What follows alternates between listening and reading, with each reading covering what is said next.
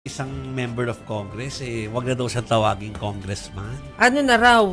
Kasi nadadamay daw yung pangalan niya sa hindi magandang imahe ng ng mababang kapulungan. Ba't siya pumasok? Ito ang sinabi ni Congressman Pulong Duterte.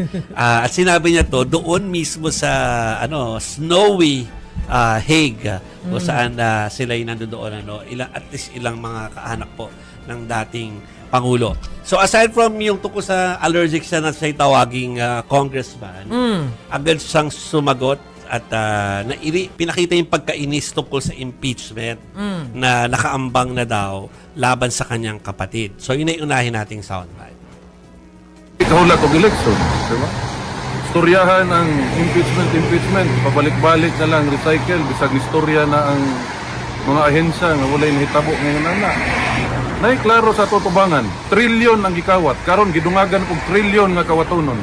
So kamo mga Pilipino inyuhan na ng pagbuot, no? Ug okay ra sa inyo kawatan mo. So yun. Hintayin na lang daw ang eleksyon kaysa parang ganun yung essence ng kanyang mensahe at pagka-irita doon sa topic ng impeachment laban nga sa kanyang kapatid.